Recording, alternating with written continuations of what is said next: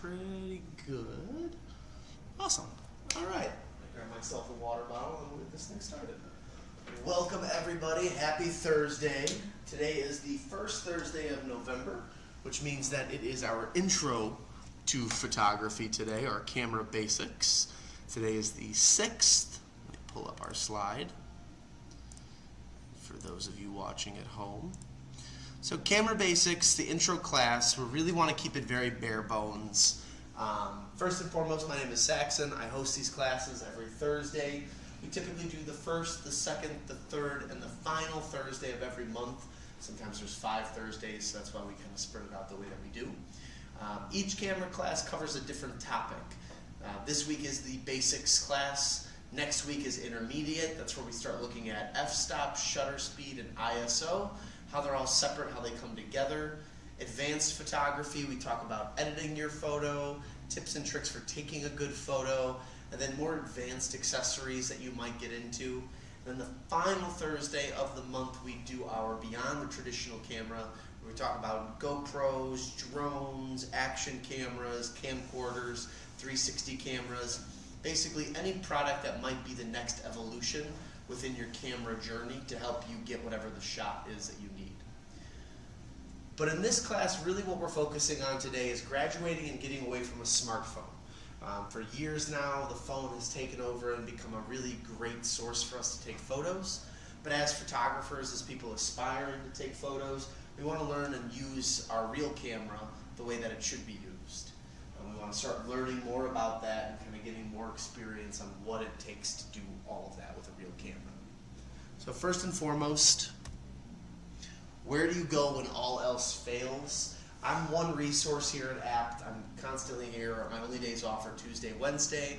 We have other resources downstairs as well that guys are very knowledgeable when it comes to cameras. But to start off, the owner's manual is always the way to go.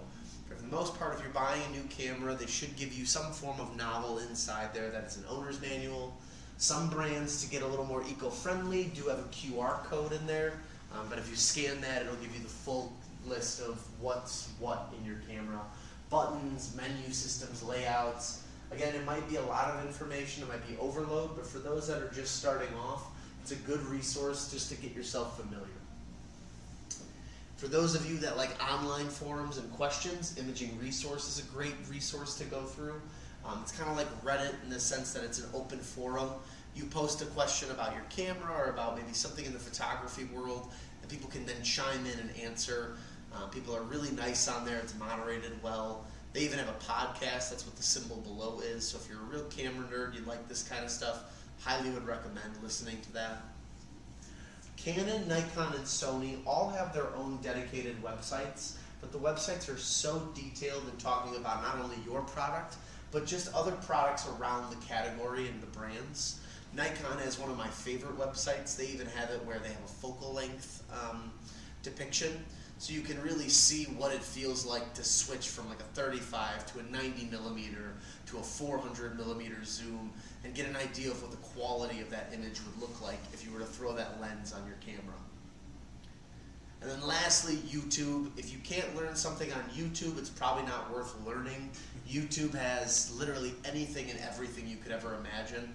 My class is being live streamed onto the APT YouTube page as we speak.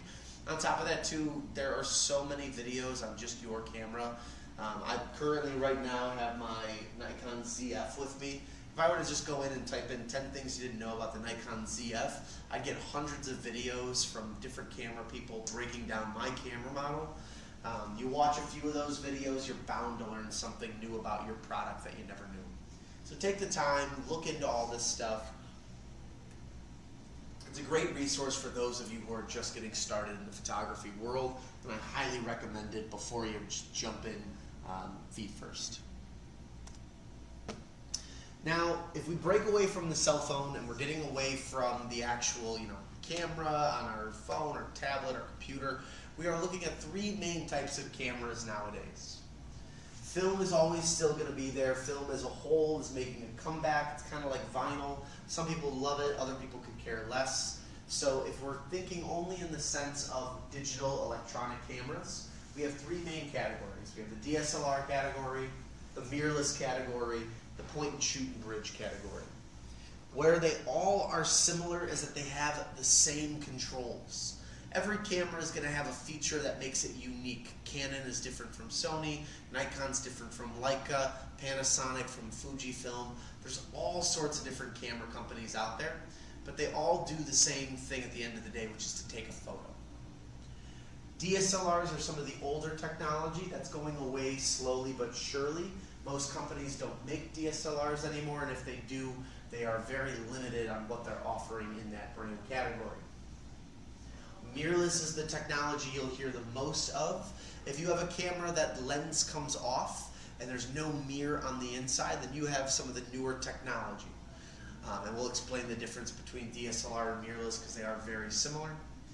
And then lastly, the point and shoot / bridge category also exists. For those of you that have a camera that can be very high powered, middle of the road, or entry level, this is a camera that the lens does not come off. So for example, your RX10 would be a bridge camera. It would be in the higher end point and shoot category, but nonetheless, because the lens does not remove, that's what you would call that sort of thing. Okay. Now these are the three main types of cameras. The two main ones that we're really thinking about though are DSLR and mirrorless because of the interchangeable lens factor. The reason that we put those into more of the professional category, into this category that we're looking at, is because as you go, taking the lens off of your camera and being able to change that with different lenses, focal lengths, and pieces is a very important part of photography as you get into more of the professional and get out of the hobby or the more like you're doing it for fun category. Before we even get into more of the settings on there, what makes a mirrorless and a DSLR different? DSLRs are the old technology, the digital single lens reflex. Light would come into the camera, bounce off of a mirror. That mirror would then hit the pentaprism, and as you look through the optical viewfinder, you'd see the image clear as day. By getting rid of the mirror, they now just use the image's sensor. Light comes into the sensor, it then comes through the electronic viewfinder, and we're able to see the image digitally. Latency is low, the timing is low, so it's not laggy, it's very quick to the draw, and it outperforms the DSLR category in a few different sections. Between its low light performance, its speed, image quality, the megapixel intake, there's a lot of reasons why most users, if they can, they are upgrading from DSLR to mirrorless. Also, to use the images on the bottom, it's smaller, it's lighter weight, it's more compact and portable, and the technology is much more advanced compared to its DSLR brethren. So you are getting a camera that is both for the hobbyist, for the people who are becoming more professional, or for people who are experimenting and trying to get into photography. There's a lot of amazing features and technology advantages with this. That being said, before we start breaking down more of the buttons and everything else, there's one more important aspect of photography that we need to talk about, and that's memory and storage. So when you first buy a camera, one of the things you'll notice is that your camera comes with no internal storage. The reason being is because camera companies want you to buy the storage that best fits you, the user. That could mean that you need more storage because you're taking both a hybrid of photo and video. That could be you needing a faster card because you're only taking video or raw photos. Or that could be as simple as you getting something that's more budget friendly for you, so that way you've got something just easy that works. There are a lot of different reasons for why you might need different cards. I think the most important factors that you should be looking at as a photographer is the storage size first and foremost. 64 gigabytes on an average scale, I would say, is the minimum that you should get when buying an SD card. 64 gigabytes gives you a good amount of storage, whether that's photo or video. And obviously the more that you can get, the more storage that you have for the card. The other thing is the read and write speed. If you have a higher end camera, something that is faster or is more high performing, you're going to want a card that has at least 60 to 70 read and write speed. And usually somewhere on the card it'll say 70 MBS, 95 and 85 MBS. That's megabytes a second. the read and write of the information. When information is coming into the camera, it's writing it down, and that's what the W stands for. The read is the speed at which that the camera or the memory card is then able to read the data as it's being written, or as it's being written. It's being written. I think I figured that out eventually. But that's the speed at which it's coming in and it's being written. Now, the speed at which the card is then reading all the information is usually a little bit higher, because to make sure it's reading and processing it properly, you kind of want that mismatch on the speed. But it's important to look at that information, because you can have cards that are extremely fast, like this SanDisk Extreme Pro, where it shows 280 megabytes per second. But it's only 32 gigabytes. Not a lot of storage, but a very, very fast card. For a higher end camera, something that's 60 megapixels, shooting 8K and 60 frames a second, those are great advantages to have a card that fast. But if you're just using a regular camera, 24 megabytes a second, shooting in JPEG, for example, something with a lower read and write speed is going to be just fine and still give you good performance as well. So picking a card that's appropriate based on your camera and whatever you're doing, whether that's photo, video, what settings you're deploying, and that sort of thing. Having two cards is important because to me it's a backup. These cards are very fragile. They've got copper contacts on the back of the card. As you're using the card constantly and removing it from the camera to download the photos and video, you're going to wear that card out. So naturally, won't be the first time, won't be the 100th time, but maybe 600 times down the road, eventually that card will get worn out. And it'd be a bummer if you went to go do a shoot and do some event, and now you have no place to save your photos. So have two memory cards when you go places, just to be on the safe side. If something were to break or malfunction, at least you have a backup that you can then save your photos to. Your picture shouldn't live on the memory card. I stress this with a lot of customers because I have people who come in and they'll buy 6, 7 memory cards at a time. And memory cards aren't that durable, nor are they built to necessarily last. So I look at a memory card like I look at my car. If my if my house is point A and work is point B, my car takes me from home to work every single day. I don't live in my car, but it's my main transportation for me to get to one to the other. If point A is my camera and point B is my computer, then my memory card exists between the two. I take the memory card out of the camera and insert it into the computer, download the information, then insert the card back into the camera, delete, and keep reusing the camera over and over again with that card. This does two things. Number one, it ensures that you're getting your photos off of your camera, downloading them, and having a constant stream of, okay, I took these photos this day, I did this shooting this day, and the card is constantly being cleared so that new information can go on there. But it also acts as a good organizational tool in the future when you're storing and downloading your images, just so that way you have it where you don't get confused. So these are my steps. You can do them as slow as you want, as fast as you want, but this is a typical good procedure to remove and download your images effectively. So I always start by turning off the camera, wait a couple seconds. This ensures that the camera is turned off, the motors have shut down, it's done processing images, it's done with the read and write that we just talked about of the SD. From there, I'm going to remove the card and place that into a card reader. I try to avoid using the camera to transfer photos to my device. So we did just talk about that app to download on your phone. It's fantastic in the short run. If you want to download 10, 15 images at a time, awesome. You can send those to friends, to family, share what you're doing. It's always preferred to actually plug the camera in and download the images via the SD card. We just talked about card readers, and I definitely would look into them. These are some examples of what card readers can look like. And you can get fancy with it, you can get real cheap as well too. Kind of depends on what you're looking for. For example, this is one of my personal favorites. It's about $30. It acts like a thumb drive. You plug it into the computer. It's both USB-C and USB-A. And it takes both regular SD and micro SD cards.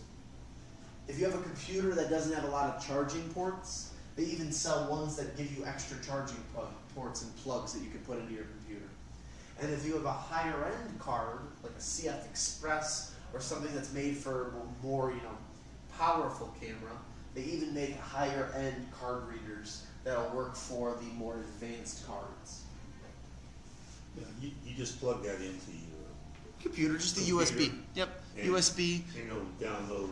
Exactly. It'll basically, what it'll do is it'll let you open up the photo or open up the folder inside the SD card, and then you can either select all the photos to download or pick and choose the ones that you like. Okay. But then that leads into the next point. So once we've done this, we've plugged the card into the camera, or we've taken the camera out, we've plugged it into the computer. Now is where we want to copy the photos onto both our computer and a secondary place. I say copy because if we move them, we're just taking them from one location and moving them to the other. If something were to get disrupted during the transfer, that could result in us losing our photos or damaging our photos. So it's always a good idea to copy and paste our photos from the SD card onto the computer. I recommend making a destination folder based on whatever it is you just did. When I say destination folder, I simply just mean making a left click on the computer and creating a new folder. I typically will label the folder whatever the event was that I just took photos. So, for example, in October I was out of town, I was in Spain for a few weeks. When I was there, or now that I'm back, I spent 1 week in Madrid, 1 week in Barcelona. I have a folder labeled October Madrid, October Barcelona. And when I go through all my photos, I can easily find them by clicking on the 2025 folder, clicking on the month of October, and then clicking in on the dates that I then set up on those. If I'm using Windows, I can find that folder that I just created by using Explorer. And if I'm using Mac, I can always find that folder by using Finder. Again, you want to label the folder something easy so you can find it in the future. Maybe you forgot that you went to Spain in October, but you went to Barcelona, Madrid. You could look those up. Maybe you forgot that you went to Barcelona and Madrid, but you knew you went on vacation in October. There's ways that you can cross-search and find all of these folders. So label them something that will be easy for you to find in the future. From there, then, I recommend copying them to a secondary location. External hard drives are fantastic. Google Photo is great. If you have Amazon Prime, they have their own app or their own photo storage as well. But you want to make sure that you back up and have a duplicate copy of what you just did.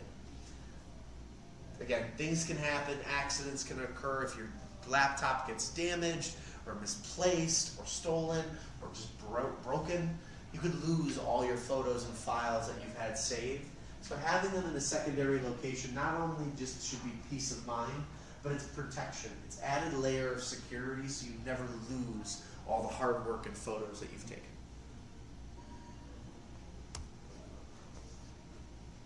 From there, then, you want to make sure you eject the card properly before physically removing it. This can be done by left-clicking the card and then hitting eject. If you're on Apple or a MacBook, you can also drag it over to the trash can, and that'll automatically eject it. I did learn that on the cell phone there is no way to properly eject it, so just make sure you close out when you're on the phone using it, and then pull the card just out of the camera, or out of the phone. Now, format the card in the camera, and the reason you want to do that is because formatting will erase all the old information on the card. It'll also prep the camera so it's formatted for your camera. You can also delete them while they're still in the computer. So if you've already formatted your SD card once or twice before, and you'd rather just delete them on the computer once they're downloaded, you can do that way too. Really, whatever's easiest for you. But again, after you're done using the card, once you've downloaded all the images and files to the computer, it's highly recommended to delete everything that's on the card by either formatting it or deleting it in the computer and then reusing the card over and over again. To anybody watching online, if you guys have any questions, feel free to chat. I'll answer them live for you on the screen. And same thing, if you gentlemen have any questions, interrupt me at any point in time. I'll answer it for you. Now to simplify everything with images, to show you your backup plan, again, we start at the SD card. The SD card is what saves our images. Without this, we don't take photos, we don't take videos.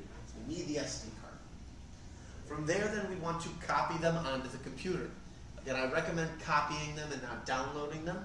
By doing this, you're duplicating it onto the computer. If something were to get screwed up during the transfer, you at least still have it saved to the memory card. Once it's on the computer, I would like you to do a secondary location. Something that is your backup in case something were to happen to your computer. This way you always have access to your photos. I like the external hard drive. I like having tangible, physical, real items. However, cloud-based solutions are fantastic too. And if you've never tried one, I'd recommend giving it a stab just to see if it floats your boat. If not, hard drives still exist and they're perfectly fine. Some examples, so you know Google Drive, everyone's very familiar with that as a photo storing option. If you're using Outlook or Microsoft for work, OneDrive exists too, and you can store all your images there.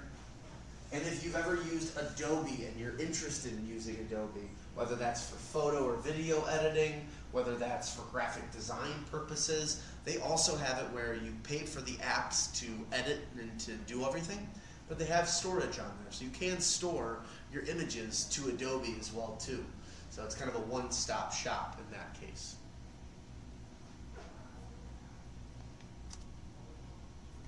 Now let's go through a tour of your camera. Again, what I really want to make sure I bestow upon you guys is that this is the intro class. The idea is just for us to figure out where things are located. It's not necessarily for us to become experts on our camera all in one day. So I'll say it now, and I'm going to probably bring it up again, but everything we're talking about today relies or requires you to stay in automatic on your camera. I want everyone who's just getting into photography to feel comfortable with it. Keeping your camera on automatic will allow the camera to do most of the heavy lifting for you. You point, you shoot, you frame the image, and it'll come out nice or won't come out nice. From there, then, it's a good educational tool to then kind of get you going so you feel more confident to try using manual control. For this, we're also going to be looking at a DSLR body for when I show this image. So that way it gives you an idea of what the buttons look like on the older system. It translates still into the new system. It might just look a little bit different, and I'll explain. So keeping it real simple, on your camera, you should see a video start and stop button. It's a red circle or a red dot somewhere, and simply when you're in automatic or in one of this kind of auto settings, pressing that button will automatically start filming the video. Pressing it one more time will then stop the video. Power switch, that's your ability to turn the camera on and off. And typically that's around the shutter button or shutter release. Shutter release is dual purposed. One click on the shutter release will take your photo. Half a click down on the shutter release will focus for you. For those of you using a non-automatic setting, there's a button called exposure compensation. Your photo works in the world of exposure because exposure allows for more darkness or lightness to enter the frame.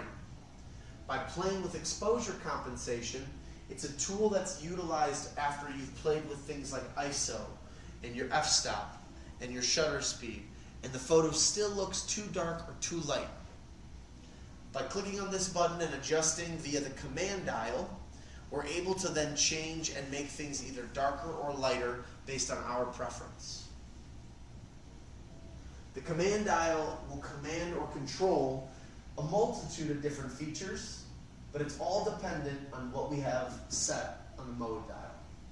So the way to think about this is that the mode dial is like the gear shift of your car.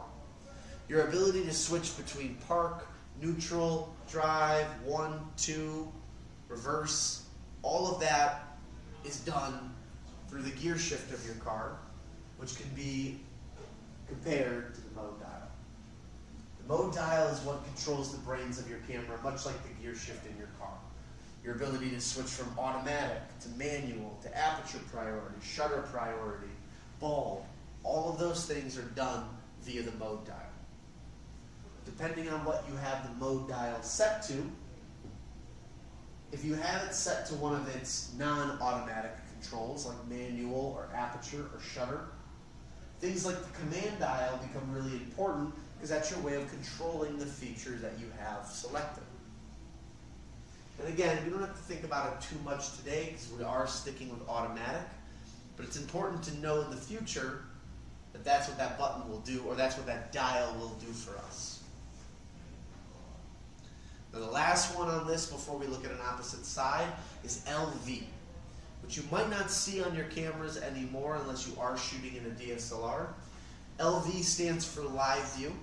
By clicking this or switching that switch, you're going to change from using the LCD screen on the camera to then only being able to view it through the mirror. Where it's similar in the mirrorless and digital world of cameras is if you'd see a display button on your camera. It'll say DIS, might also say live view, but most likely you'll see a display button. By pressing that, it's going to change the look of the screen that you have. It could remove things, add other features, add a level. There's a bunch of different things that it can add on. But that's what that LV or display button will do.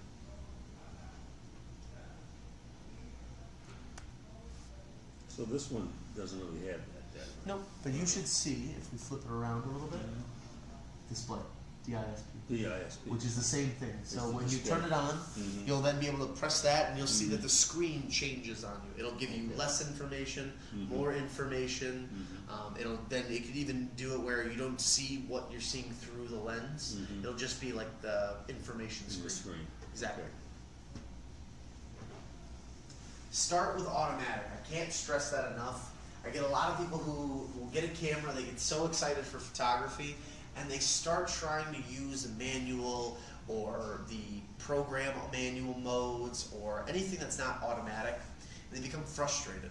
They ask themselves, why aren't I taking good photos? I used to take film class before, or I used to do this, and now this one's not making sense. My expression that I love to tell people is that it's not the baseball player, it's not the bat, it's the baseball player. At the end of the day, it's not the fact that your camera isn't good or it doesn't know what it's doing, it's the fact you don't know what you're doing quite yet. So sticking with automatic will help build the confidence. Hey, for you asking the right questions so that way when you go to start to learn manual control, you have a stepping stone to build from. So stick with automatic. That's the first step in your journey as a photographer. As you start to advance, the mode dial will be the way that you control that advancement. Now, what's crazy to think about though is that every camera brand does it a little bit different. So this is an image from all the major three, Nikon, Sony, and Canon. And it shows you how different their mode dials look between them.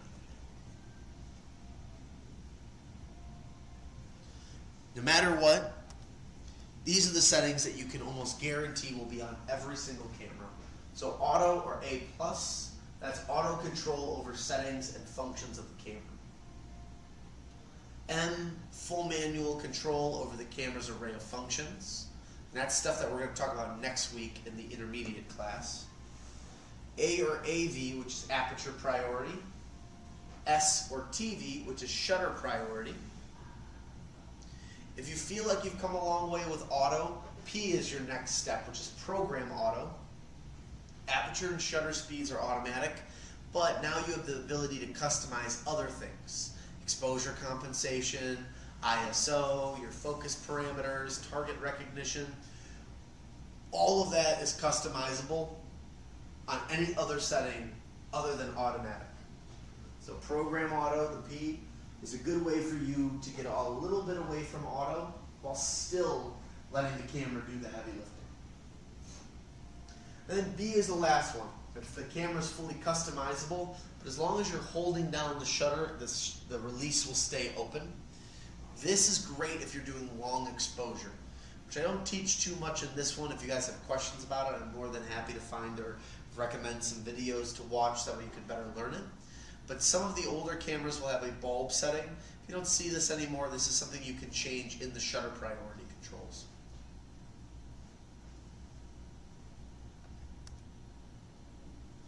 And lastly, if you're using things like automatic and you have an older DSLR model, and even some mirrorless cameras, you might have what's called scenes. Scenes are automatic, it's the same thing, but scene was meant and built to help your camera specialize. So for example, if you saw, the picture of the guy running, that meant it was for action photography, for sports. If you saw the floating head, that meant it was for portraits or close-up. The flower, macro, the mountain, landscape. The idea behind that was that you're setting your camera and saying, I'm going to take a picture of X, Y, Z. The camera then should perform optimal or in an optimal way for that setting. How true that is, I don't necessarily know. You'll notice that most cameras got rid of scenes. Not a lot of cameras do that anymore. Reason being is that there's not really a reason for it anymore. Automatic does most of all of that. If not, it does all of that.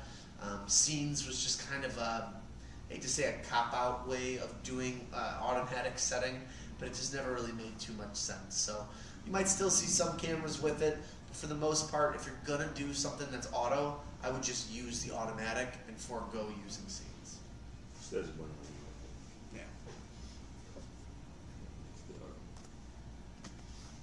Alright, moving to the side of the camera. If you have a flash on the camera, you should have a little thunderbolt going down with an arrow. That's the flash icon. Clicking that will either do one of two things. One, it'll pop the flash up, or two, it'll prime the flash and have it ready so that way it goes the next time you use the camera. The function ring, or function button, FN, you might see that in a few different versions. So FN exists on the camera. Some cameras won't have an FN, they'll have what's an I button. Some cameras will have a Q button. And then some will say C1, C2, or C3. And really what the idea of the function button is a customizable quick menu button. It's your ability to toggle, let's say, your focus parameters. Maybe you want a wide area of focus, or narrow, or you want to do it where it's a one-point focus. Maybe it's target recognition. On some of the cameras from Nikon or Sony, you're able to switch and say, I want to do animal recognition or human recognition. That could be something you control in your function. It could be your ability for white balance. Are you changing the white balance color on your camera? Are you letting it stay the same? The FN button is kind of your quick cut or quick shortcut way of doing this, where by pressing this button, it can open up really anything you want it to open. You can set that in the settings, change things as you're going, but the FN button focuses on being a quick action or a quick function button. So as you're doing more events or as you're taking more photos, you might start to notice that there's a setting you rely on more than others. You should, in theory, be able to set that as the function button and then do a quick click to get to whatever it is. For example, one of my function buttons takes me into my focus target recognition. So not only am I able to pick, am I taking photos of cars and planes, people, or animals, I can also switch and say, okay, I want to do a wide area of focus, a medium or a small area of focus, zones, or whatever else that it is that I might be needing to get in the frame. By pressing my FN button, I have access to that. That's what I set mine to be. Looking at, I'm going to jump a little bit and then we'll talk about the lens. If we go all the way to the bottom, the drive mode button. Your camera should automatically be set to taking JPEG and should automatically be set to taking one frame a second. You can switch it using the drive mode button to do two things. One, if you want to switch so that way it does burst photography. Maybe you're taking photos of something that's moving quickly, like a car, or maybe one of your kids in sports, or maybe your dog's running at the park. You want to get a burst photo of them doing that. You can then change the drive mode to get burst photo. If you want to set the camera up and put a timer down and then run in front of the camera, you can set a 5 or a 10-second timer under that as well too. We call that the drive mode. And you should see a symbol on your camera that has a stack of squares and a little timer symbol somewhere on your camera. And that's the access to the drive mode. Is the burst adjustable? Burst is adjustable, yeah. So depending on your camera, it's all dependent on the camera. The higher end the camera, the more adjustment that you get. the kind of more entry level, usually you get a fast or a slow burst. Slow burst is good if they're moving quickly, but they're not moving that quickly. Faster burst is for things that are moving real fast.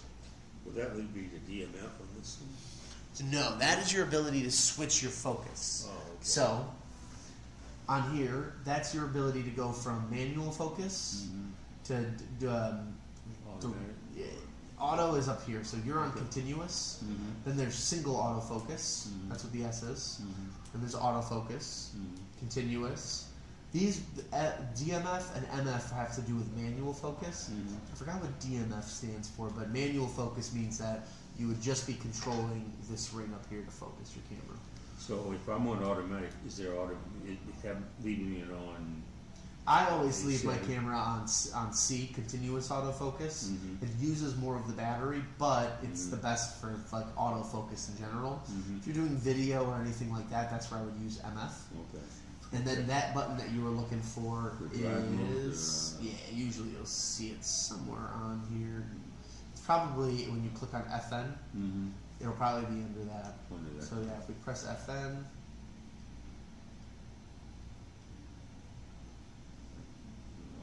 yeah, so it's right there, drive mode. Now you can switch from burst photography Okay. to your timers.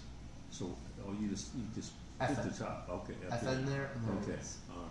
So yours is a perfect example of like that's what the FN button can do on most cameras, right? Okay. The FN button exists to be a shortcut to then get to settings that you might change more frequently. Mhm. For example, the drive mode. Mhm. You might not need to do burst photography if you're just taking photos of plants. Mhm. But then let's say someone's running and you want to get, a nice still image of them like in motion. Mhm. That's where you might set the drive mode to then be burst. Okay. 1 out of the 10 photos that it takes should have them in perfect still motion. Okay. That's the thought process. All right. Going into the lens, now lenses and the anatomy of lenses can change depending on what you got. This is a good example of what a DSLR lens would look like. Starting from the bottom, we'll move our way to the top, the lens release button. Pressing this and then turning the lens counterclockwise will remove the lens from the body. Putting the lens then back on and turning clockwise until you hear a click will then put the lens back onto the body. But the lens release button, holding that and turning, is what's going to remove the lens from the camera body. If you have an older lens that doesn't necessarily have a strong autofocus motor, there might be a button on there that locks the lens into place during travel time, and that would be the lens retract button. That's Ooh, thank you. The lens retract button exists because the lens itself is subject to movement. Therefore, if you're traveling, that could become loose in your bag, and if pressure hits it, it could snap the lens in half. So they created these buttons on there so that way it locked it into place while you were traveling. If you would turn the camera on and go to shoot, it would give you a big error on the screen and tell you to turn your lens to the unlocked position. But that's what that lens retract button on there is. From there, then you have 2 other rings. The focus ring, just like what we were talking about, if you're in the manual focus mode, this focus ring will be your ability to focus the camera. If you're using automatic focus, the camera's internal motors will then focus the camera for you. And if your lens is not something that's a prime lens, which we'll talk about lenses at the end, then you're going to have what's called a zoom ring. The zoom ring is what's going to give you the ability to zoom the lens in and out, back and forth.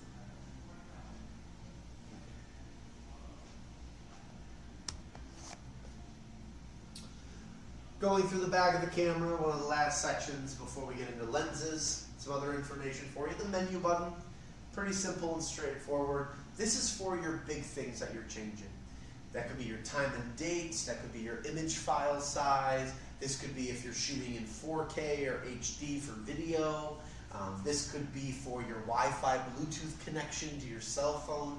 There's a whole bunch of things that can be found in the menu button that aren't simply found in the quick shortcuts of the camera. Diopter adjustment. For those of us that are 4-eyes people, we have issues seeing, we have issues obviously with our eyes. The diopter adjustment is what is built into the camera that gives us the ability to readjust that viewfinder on there. Typically you'll see a dial somewhere next to the piece of glass. By using that dial to go back and forth, you should be able to lock in the best viewing look for your eyes. The info button is a quick way on a lot of cameras to tell you information about a photo. To jump around a little bit, if we use the image playback button and we find an image that we like, and we can go through the images with our multi-selector tool. By doing this, we find an image somewhere that we took that we like. If we press the info button, it should tell us about the photo. The quality of image, how many megapixels did it use, what was the aperture, what was the shutter, what was the ISO, what level was exposure, our white balance, and it even would give a histogram to show you the distribution between your darks, your lights, and your midtones. Could be a lot more information than you need, but as a beginning photographer, the info button could be one of your best friends in order to teach you kind of the way that your camera is dictating light and deciding how to do things in automatic. Maybe you just took a really good photo and you want to know what the information that the camera put in to do that is. That's all things that you can find through the info button. Now next to that we have the focus and exposure lock. If you half click the release trigger on your camera, that'll focus the camera. For some of us, our thumbs or our fingers don't move that direction. So on the very back of the camera, you should have an exposure, an AEL or an AFL lock. That if you press this, it will then also lock in the exposure, and you don't have to half click. So like for example, on my camera, my thumb hits it perfectly, my index is up here, so I can do both of these at the same time. Some people though, they don't like doing one or the other, so that's where they have those options for you on the camera. You can either focus on the top or focus through the back button. Similar to the FN button, the I button, or the Q button, whatever is listed as on your camera is that shortcut menu system. You saw it firsthand. We pressed FN and that opened up the shortcut menu. This I button would do something similar. If it says Q on your camera, that would do something similar. It might also just say FN as well. But again, that is your shortcut menu into the most common and popular changes you might make on your camera given a shoot. The OK button, the multi-selector, those are self-explanatory. I don't have to talk too much about those. The delete button, also pretty self-explanatory. Press that button one time, you can delete your photos. If I can give any advice to beginning photographers, it takes twice as much battery to delete a photo as it does to take a photo. My recommendation, take all the photos you want on your camera, delete them when you're home on your computer, a bigger screen. Look at the photos, make sure it's a bad photo before you delete it. If you got a small 3-inch display on your camera, it's not enough to show you what information's there.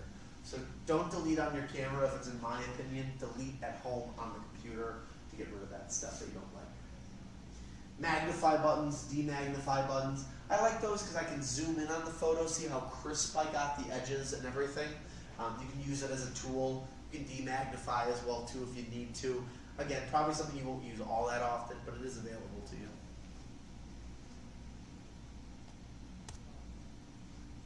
This is a photo that a customer sent to me. They were upset. They thought I sold them a really bad camera. This goes into my expression that sometimes it's the baseball player, it's not the bat. You can buy the nicest equipment, you can buy the best products ever, but if you don't know how to use the stupid thing, it's not going to get you far.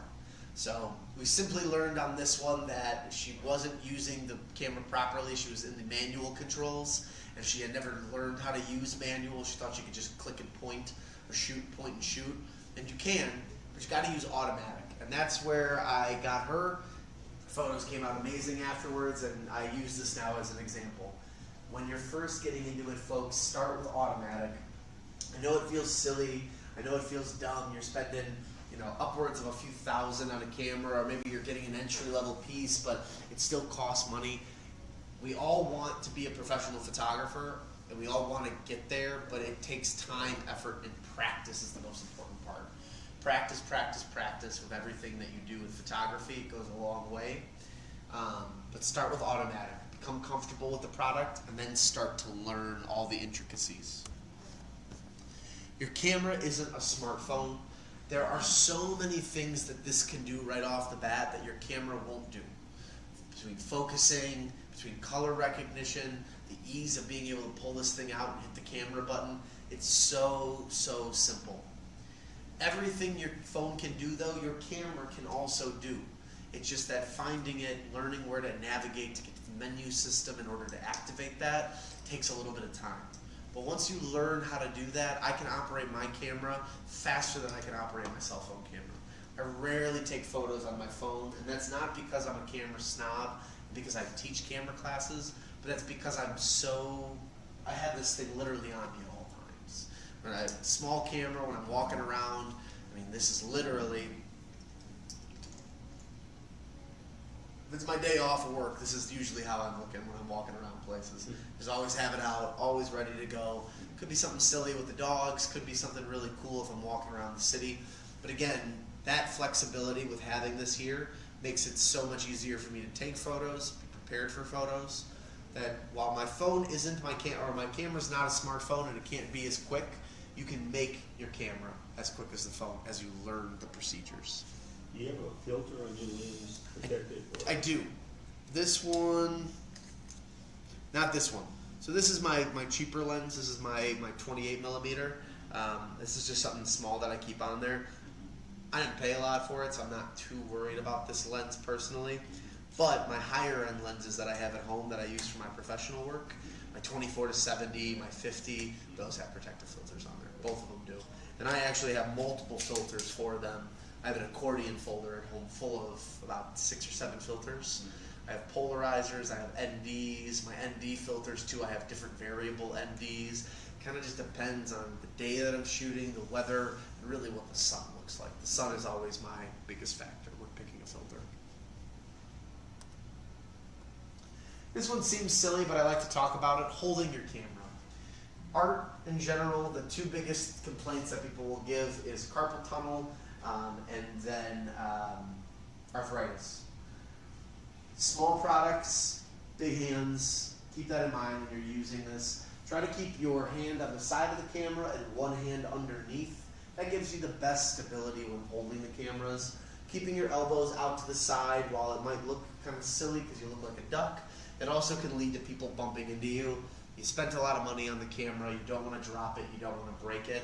So that's one aspect to just try to do. On top of that, keep your back straight, get low with it if you're going to shoot. It's like picking up a box.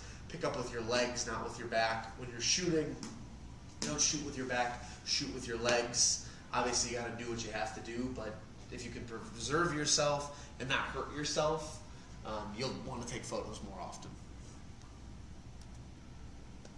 Focus and then shoot through the whole picture.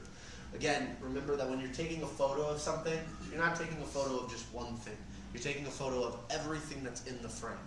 You can always focus and make it one piece. You can always make it a big group shot. You have flexibility and room with it. But the important thing is to focus first. Don't just blindly go and shoot. Yes, one photo out of the bunch might be in perfect clarity, but in reality of it, if you just take the extra second, breathe in, breathe out, focus, and then shoot through the entirety of the photo, I guarantee that 8 out of 10 times you will get the shot, no matter what. Now, will it be perfect? Probably not. So you have to edit, go through, and change things, of course. But that's part of the photography. 80% of the photo is what comes out of the camera. 20% is then editing and doing all the extra stuff in the back end. Some people don't even want to do it, and that's up to you. That's an option. If you or the camera are moving, you will get blurry photos. It's not uncommon. There are so many artists out there that made a career and have sold photos for hundreds of thousands of dollars, and all they do is take blurry photos. We are not those artists, though. We are just guys who want to take good photos. We're either getting into this as a hobby, as a possible business adventure, as a possible way of boosting a company that we may work for or have. Whatever it might be for your reason to get into photography, don't move. If you're shooting, try to freeze yourself as best as you can. Blurry photos are never what people want. Now, the biggest thing within photography is always date your body, marry your glass. Your camera body usually will have about 10 good years on it. That's from constant use. If you're not using your camera that often and you're picking it up here and there, you probably can extend that to 15 years. But I'd say within 10 years of your camera, the technology will start to become outdated, the technology will slow down, there will be better products on the market. The camera body itself will go through torture. You're going to use and abuse your camera body. However, your lens, your glass, that's the money maker. The glass is the most important aspect of your camera. The better glass you invest in now, the better glass you'll have for the future. So it's always better to marry the glass, put more money into lenses than you to your camera body. It's kind of like a car. Your car is going to lose value as you drive it and take it out and do stuff in there. Unfortunately, there's not much in the car that's worth anything later on, I was going to say. But the glass is what your main concern is. Now, thinking about glass and lenses, we come down to focal length and zoom. Years and years and years ago, scientists and engineers figured out a mathematical system that equated to millimeter zoom within our lenses. So focal length and zoom are basically the same thing, but in photography we don't label it as, oh, this is a 100-foot view and a 200-foot view. We say millimeters. So that's a 70 millimeter view. 105, 200, 400. And the idea of that is the way that the glass telescopes from the camera, we are then creating a frame. The frame then is either going to give us a wider angle or a tighter angle. That's why when you see some point and shoot models, like yours for example, it says W and T, wide and then tight. The larger the number, the tighter the view is going to be. The smaller the number, the wider the view is going to be. It's important to remember that not only will focal length and zoom happen, or not only does focal length and zoom equate to each other, it's important to remember that when you're zooming and you're doing all this, you're not just pulling the one thing in front of you closer, you're pulling everything. So when you look from the 70 view and you can see that you have equal parts sky and water, a small band of greenery, grass, and everything behind it, to then move to 400, where now the sky is completely gone and it is only the water, the marsh, and the green that's there. If you were to compare these two images, you almost couldn't tell if they would be part of the same foundation, given how drastically different the focal view or the length and zoom is of the product. Focal length and zoom also equate to distortion and compression. It's important that when you're picking your lenses, it's not just because you're trying to capture whatever the angle is. If you're far away from something, you're far away from it. But it's important to use the right lenses for the job. At something like the 16, 24, and the smaller numbers, you can see that the boy's face looks narrow, almost cone-head-like.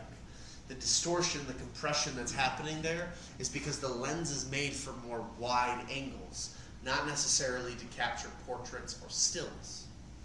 At 200 millimeters, though, the face looks very blocky, chunky, big, and that might not be the most important for that either.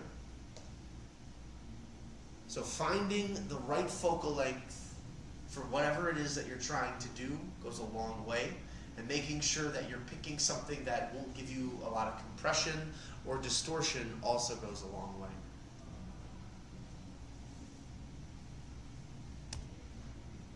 That's where these common lenses and practices usually come into play.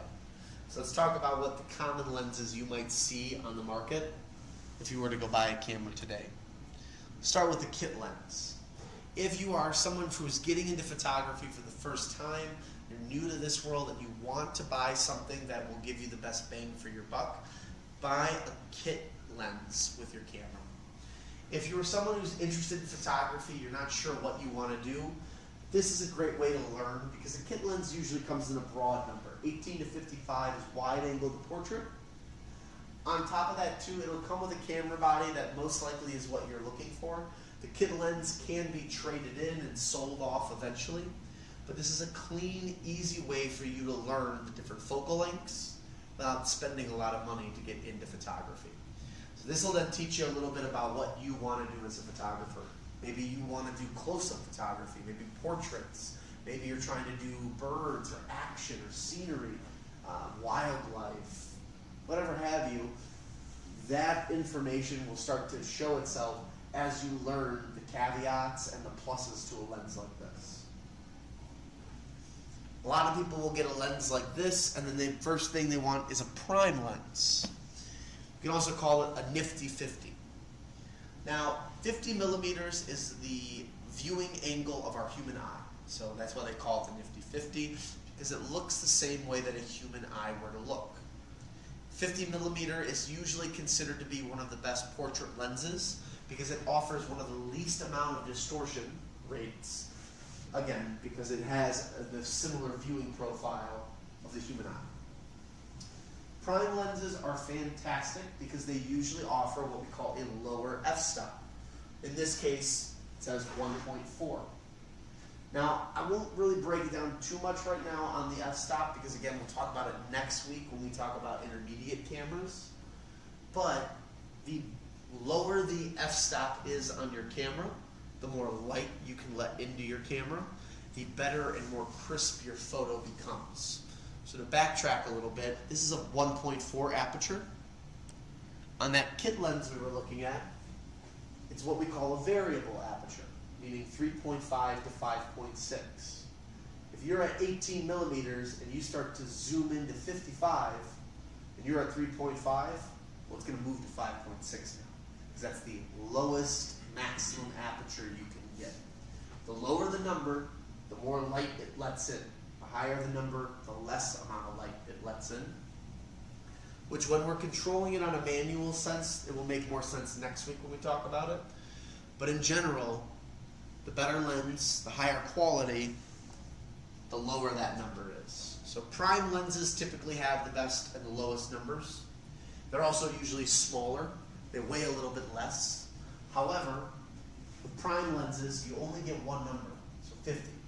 So if you want to zoom in or zoom out, you physically have to move yourself back and forth in order to zoom.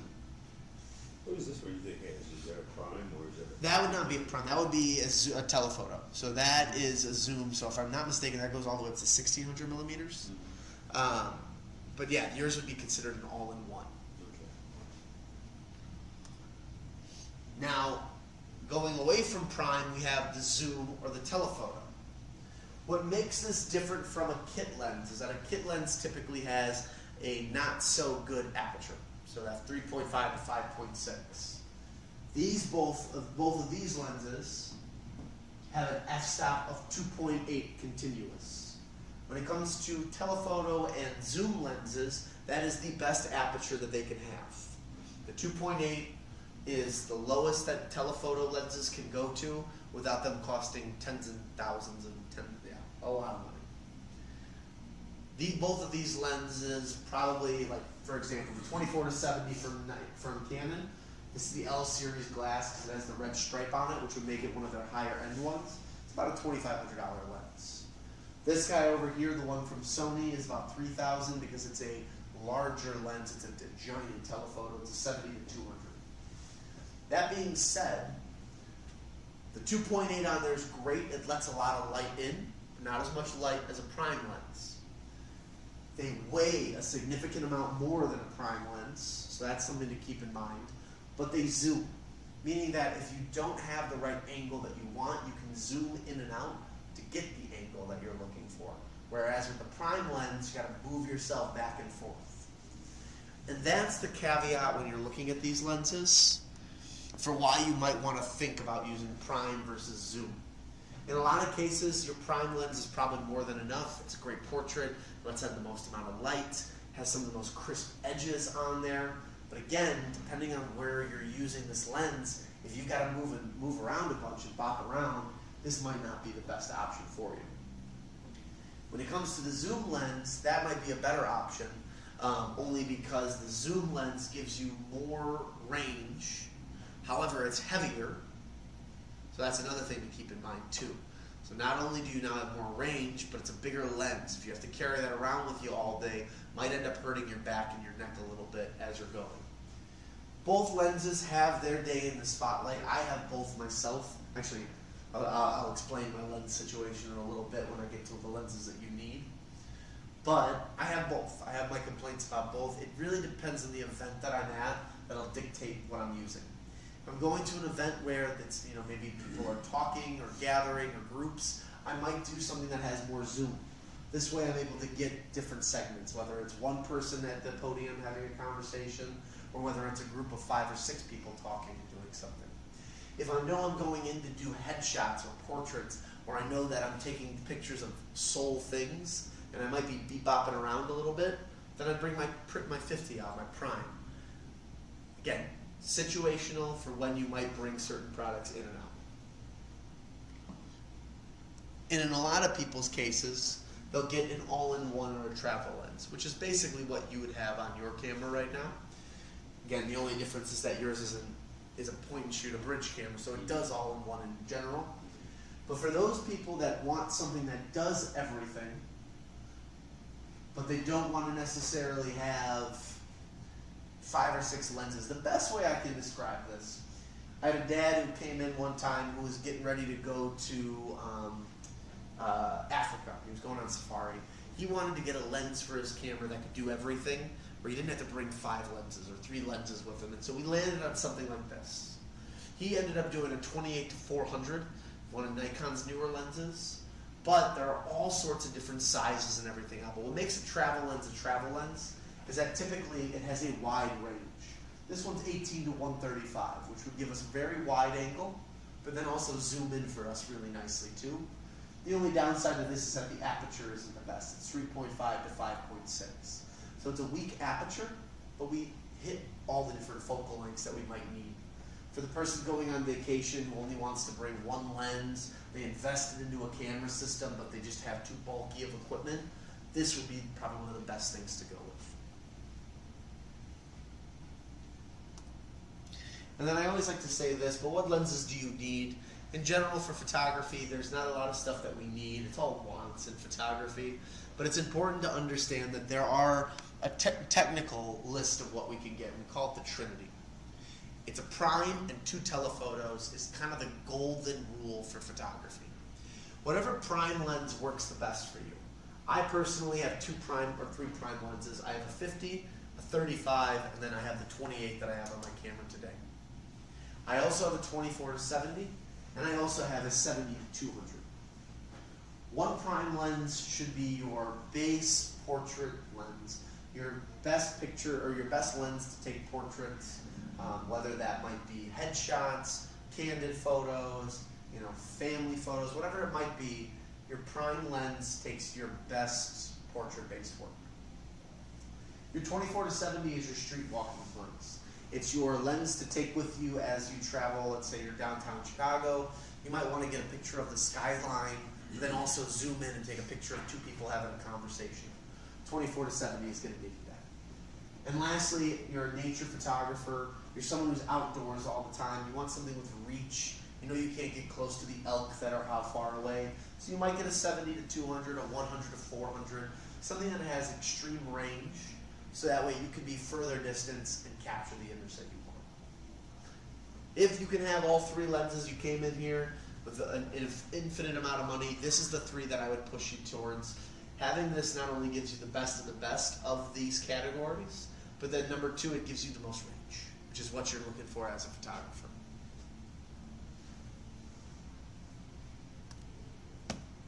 Lastly, before I get into the last couple things, use your timer in your camera app. I know we were just setting up the camera app. It can be a bit of a pain. Some camera apps are better than others. Some work great, others don't work well at all. Try it out. They're really fun. If you can get the hang of it, again, you can use the timer feature. You can download photos to your phone. You can edit the photos on your phone. There's a lot of resources out there for it. So again, if you go online, look up your camera model, YouTube it, how to connect to the cell phone. They'll give you step-by-step tutorials. It's very simple.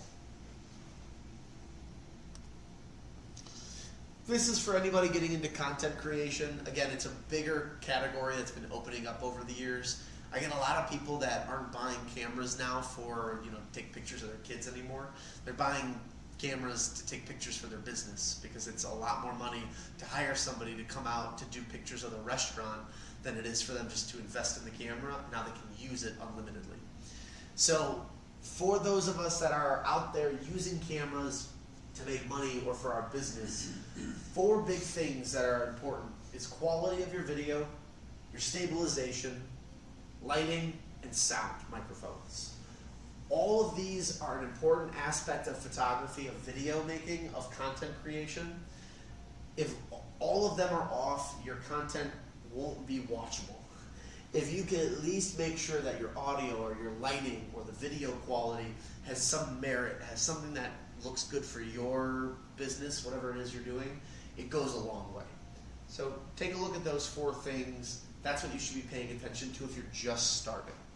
Again, not everything has to be done overnight, and the nice part is these camera companies have kits available, so you don't necessarily have to go out and piece this all together. You can buy a content creation kit, put it all together, and just start using it right off the gate. Upgrade things as needed, but again, you're seeing a trend. Stabilization, tripods, good microphones, that's the type of thing that goes a long way.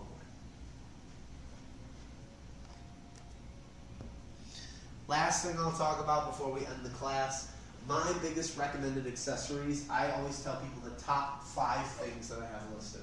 Those are the things that you should be getting. Buy a bag, protect your equipment, you spent all this money on it, don't travel with it loosely, put it in something to keep it safe. You should always have an extra battery with you in case you forgot to charge a battery. If your battery itself is weaker or older, it might stop holding a charge. So get an extra battery, have a second one with you at all times. I think a memory card's another good one to have. Have 2 memory cards with you wherever you go. Again, if one of them dies out, at least you have a backup to go to. A lens cleaning kit. Never ever use your shirt, your sweater, or a t-shirt or anything to clean the lens. If you've got glasses, use the glass spray cleaner, the microfiber cloth. If not, buy a little kit. Again, the first time you use your t-shirt on your lens, it'll be fine. The 900th time, the 1000th time you do it, you'll start to see scratches. It'll start to form where it won't focus properly because you've scuffed up the lens. So protect it. Again, marry your glass, date your body. And lastly, a strap. Get yourself a nice camera strap. They make ones that are padded, ones that are good for the neck if you have sensitive. I like this rope strap. This has been one of my personal favorites. Just looks nice and it's easy. I have like 6 or 7 different straps at home that I rotate between. If you need, tripods are great if you need the stabilization. External hard drives, have that secondary source to save your information. Filters, if you're doing stuff outdoors and you're getting problems with light, you should look into filters. Additional lenses like what we talked about, and classes and workshops, guys. If you can, community colleges and other colleges have classes you can take that are really cheap, but you get professional people who are sitting there and trying to teach you how to use the camera. Online, there are workshops constantly from these different brands to try to teach you more about photography that you might never have known. I did a workshop not long ago on long exposure and taking like star photos and galaxy photos, and I haven't myself been able to capture anything too incredible, but seeing some of the work that these guys are able to do is awesome. And getting to like pick their brain and listen to what they have to say about it and this topic is really cool. So be a forever student when it comes to photography. There's so much to learn. And that, my last thing. The bitterness of poor quality remains long after the sweetness of a low price is forgotten. Take a deal if you can get a deal, but don't compromise yourself based on price. If there's a product that you're looking for and it's out of your budget, then let it be out of your budget. Work and save for it. In photography especially, if you buy the wrong piece of equipment for what it is you're trying to accomplish, you will notice right away, you'll regret it right away, and before you know it, that lens that you got that was cheaper than the one you originally wanted ends up becoming a book weight or a paperweight rather than something you're using regularly. So just keep that in mind. Photography is one of those hobbies and one of those professions where unfortunately it is the more money you have, the better equipment and usually the better images you get. But it is also about how you're taking the images and using your equipment, so keep that in mind. That is all I got for you for this class. This is the longest one out of the bunch. I try to keep it about an hour long, so you guys can ask questions as we're going. Next week is intermediate. This is probably the more popular out of the bunch. This one we're actually going to break down how to use the camera manually. So I'll break down all 3 different steps. We'll talk about all the different other functions that you can get out of the camera. And then I also have images that I pull up where I break down what I'm seeing based on the light, the distribution of the focus, everything. So next week, 5:30 to 7 is when we'll have that. For those of you watching at home, that date is November 13th will be our next class. Any questions for me, gentlemen? I'm gonna think about getting that, Yeah, the reader. the reader. Yeah, the guys down there, they'll take care of you on it. Yeah, the one from Apple is the one I really like because it has, number one, it's Apple, so it works perfectly with the phone. But USB-C, so that'll work for both your computer or your iPad and the phone. Super simple. And then there's an app on your phone called Files. When you plug that SD card into it, it'll open up Files, and then from there, that's where you'll see everything. You can save it to the phone, you can delete whatever you like on there, but it makes it easy to see. Yeah. So are you skipping the 27th, or are you gonna move the class around, or? Oh yeah, I keep forgetting because of Thanksgiving. I am figuring that out. It most likely will be on Monday that I do that class. Okay. So Monday the 24th, thank you for reminding me about that. For anybody watching at home, Monday the 24th will be the last class of the month because obviously the 27th is Thanksgiving. So anybody watching at home, November 24th will be beyond the traditional cameras.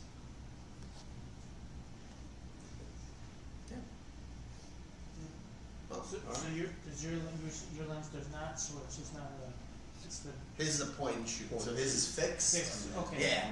So there are 2 versions of point and shoot models. Some people get the higher end versions, which is what that is, where it's an altogether complete unit. It gets, I think, f2 at maximum for so good aperture on there. But the lens or the camera itself, you can't remove that lens. Benefit to that is you never have to worry about changing things, and that's the other downside to it is you can't change anything on it once you got it. So it's like it's a mix of the 2. But whereas my camera body will eventually die out, I have the lenses that I could use with it. That one's all together. It should technically last a little bit longer because I'm not taking lenses off that body and doing stuff with it. So, and that probably go good 15 years before it starts to die out on you. Okay. Usually it's the same thing. The camera starts to slow down. Autofocus isn't working as well anymore.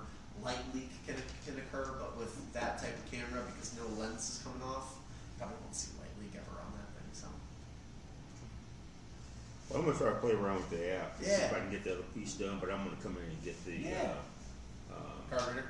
Beautiful. and, you here, what year, you I'm here every day except for Tuesday and Wednesdays. Tuesday and Wednesday? Yeah. Okay, I may be back next week. Yeah, come on in anytime. I'm always here. Always more than happy to help. Love talking shop about cameras. It's my favorite part of the job. Let me open the door for you guys. And again, anything comes up, feel free to email or contact me. Okay. I'll see you guys next week. Thank you. Anytime. Thank you. Do I have your card? I don't have one on me up here. They're downstairs. Alright, well, I'll get one. I was gonna say, worst case scenario, you can just take a picture of this. Can let me pull this back up for you. So you have all the info. Oh, okay, right there. Great. All right, well, thank you so much. Anytime. I appreciate it. I'll see you next week. And we'll see you next week, okay. Take care. Hope you enjoyed your trip. Oh, absolutely. Yeah, I bet. Yes. Happy to be back. Happy to be back, but Yeah. at the same time, wish I was still there. Yeah, I bet the weather was perfect. Oh my God, Barcelona was gorgeous. It was in Yeah. 60s and 70s every day. Madrid definitely got chillier. It was in the 40s and 50s, but it was the sunshine was so nice. So I bet. that was I all. That alone. Hey, take care. Hey, Thank you so too. much. Lisa, anytime. All right, well, thank you guys for watching at home. I appreciate having you here. It doesn't look like anybody has any questions for me, so I won't keep the video going much longer. But my name is Saxon. I do this class every Thursday from 5:30 to 7. Again, because this month we do have Thanksgiving, we will be doing our Beyond the Traditional Camera class on the 24th, so that is Monday. Thank you guys for joining. As always, enjoy a weekend. Keep taking pictures.